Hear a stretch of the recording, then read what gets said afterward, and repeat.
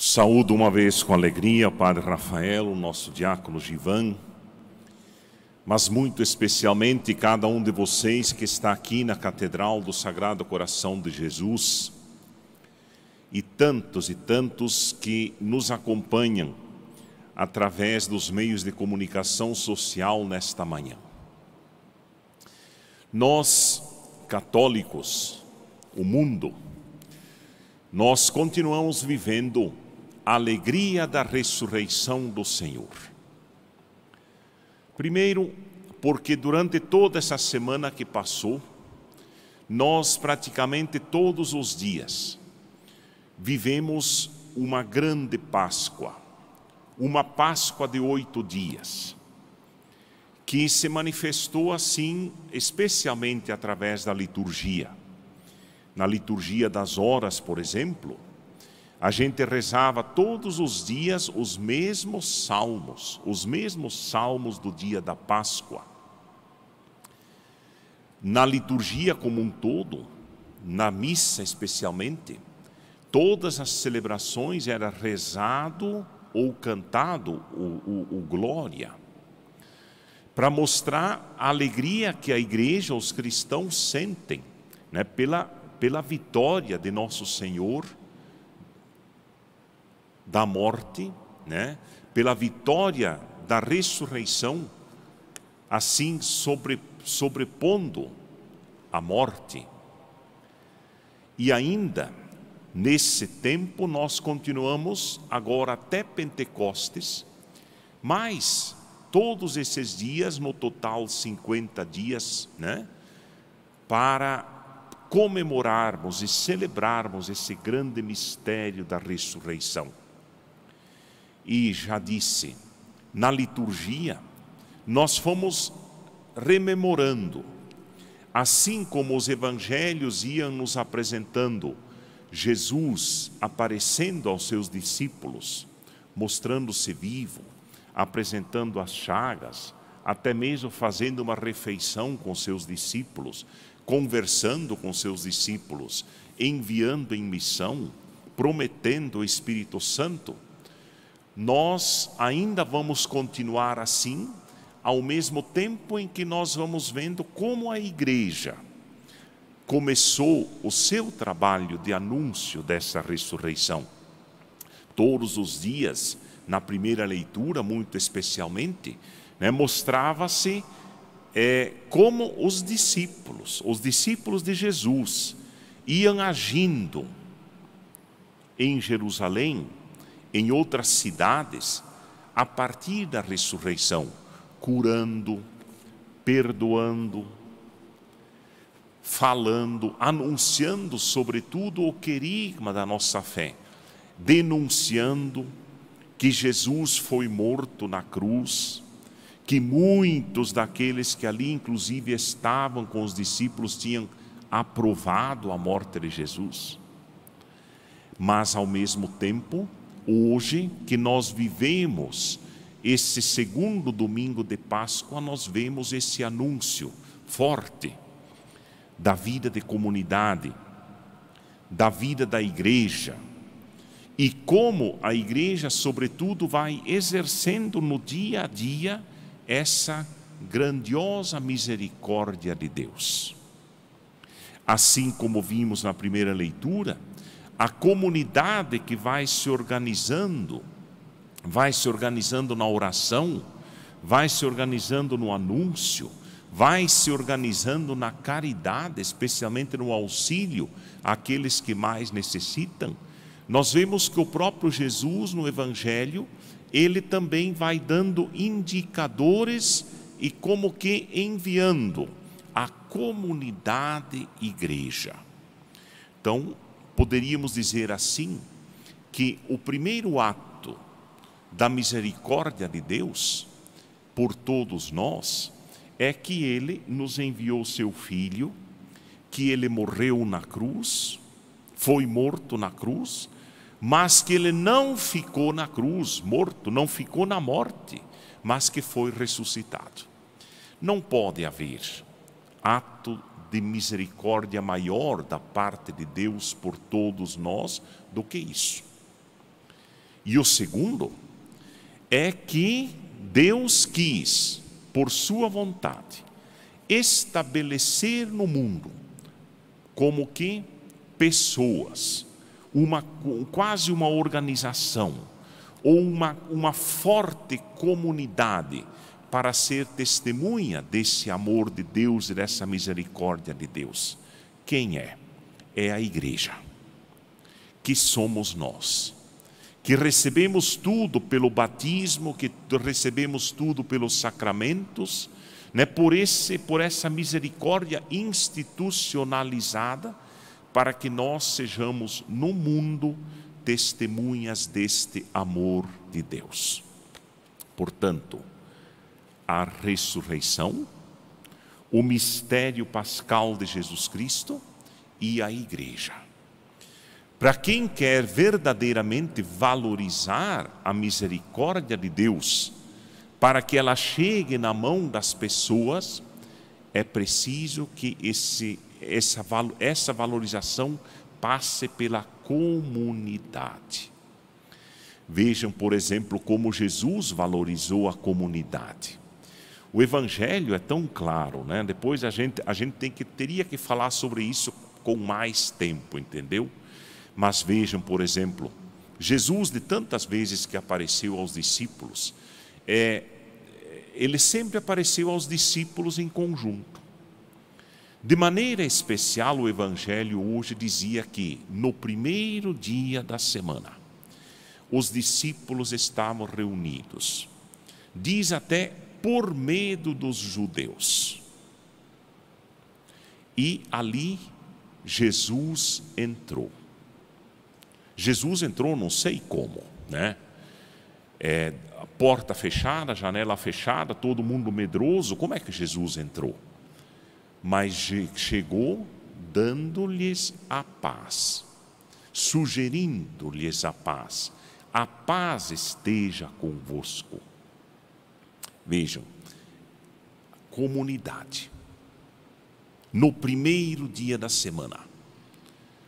Até o Evangelho é como que já uma releitura, né, Padre Rafael, de tudo aquilo que o próprio Jesus já fez, uma releitura de que a comunidade, desde o começo, se reunia de 8 em 8 dias, no primeiro dia da semana.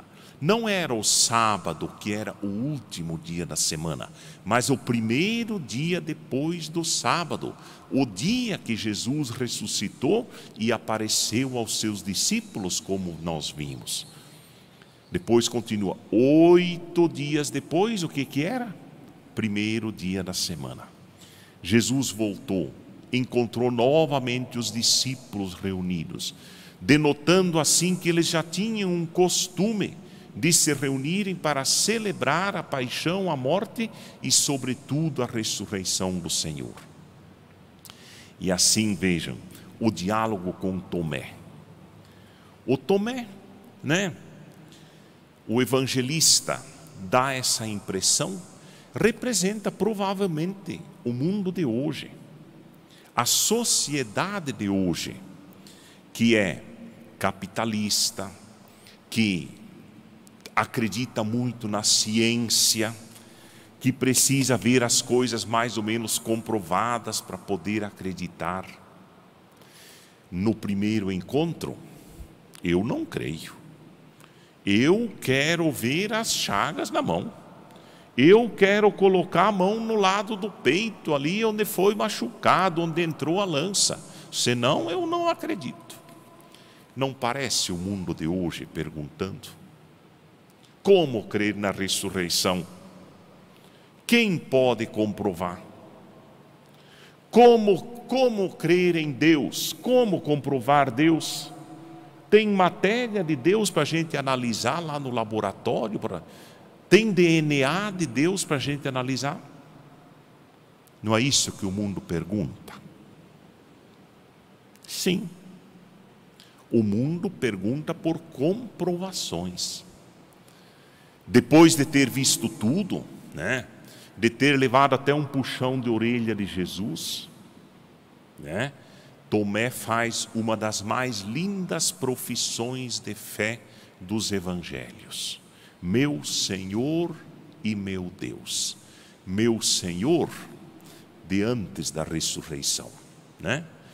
Meu Deus, porque acreditou claramente que Jesus, Filho de Deus, morto, ressuscitado, estava ali presente. Pois é, essas respostas ditas, dadas pelo próprio Jesus, dadas por Tomé, fazem então mais uma vez com que a igreja apareça fortemente, né, com a sua atuação, mostrando a misericórdia de Deus ao mundo. E como faz isso? Convocando o nosso povo para se encontrar dominicalmente, ouvir a palavra de Deus, celebrar a Eucaristia, cantar louvores e celebrar a salvação. Essa salvação é colocada nas mãos das pessoas. Você já deve ter me visto falando sobre isso, porque é um tema apaixonante. Qual Deus coloca a salvação, a sua misericórdia na mão das pessoas? Meus irmãos e minhas irmãs, reflitam um pouquinho. O Evangelho fala inclusive do sacramento da reconciliação. A salvação de Deus, que passa por um homem, por um padre, por um ministro da igreja, legitimamente consagrada, que impõe a mão e diz: teus pecados estão perdoados. Gente, não precisa de sacrifício de bodes, de carneiros, de touros, disso, daquilo, de trovoada, de choradeira, né, assim por diante, para obter a misericórdia de Deus. O Evangelho diz claramente: o sacramento da reconciliação é a grande manifestação da misericórdia de Deus e que passa por essas mãos antropológicas, por essa instituição antropológica que o próprio Deus quis para a sua igreja. E mais, pensemos na Eucaristia. Que simplicidade! Pão. Quem não come pão todos os dias? É claro que tem gente que se cuida da diabetes, né? Mas come pão, né? Disfarçado muitas vezes e tudo, né? Mas pão é sempre pão, né? Quem não toma num dia de festa, num dia de celebração com amigos, um gole de vinho? Pois Deus quis o quê? Que a sua salvação passasse por essa realidade do comer e do beber, do pão e do vinho. Por essa realidade feita corpo e sangue de nosso Senhor, passa a salvação de Deus. Quer mais? Quer mais simplicidade do que isso? Quer mais proximidade das pessoas do que colocar a Eucaristia na tua mão, na tua boca? Fazer passar a reconciliação e o perdão pelo sacramento da reconciliação por pessoas humanas simples, mas eleitas por Deus para fazer isso. Quer mais simplicidade do que uma simples unção de um doente? Eu te perdoo dos teus pecados, vai em paz. E nos diz a teologia: criemos nossos modos de ver, mas as almas que vão direto para o coração de Deus, quando ungidas em nome do Senhor com o óleo, a partir do trabalho da igreja. Repito, para entendermos a salvação não precisa de manifestações milagrosas, não precisa de trovões, não precisa de dilúvio, não precisa de fogo. É olharmos o altar, é olharmos o confessionário, é olharmos o noivo e a noiva que recebem o sacramento, é olharmos as camas dos hospitais onde as pessoas podem ser ungidas, é olharmos os doentes visitados em suas casas, é olharmos para o batismo. É por ali que passa a misericórdia de Deus.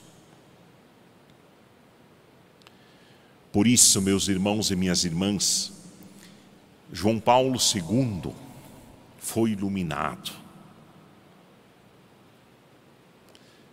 extremamente iluminado, para sugerir mais uma vez para o mundo de hoje a simplicidade da liturgia, a simplicidade da teologia, para fazer a gente compreender por onde passa esta salvação e colocada nas mãos das pessoas, onde você a recebe no seu corpo, onde você se alimenta, onde você se fortalece.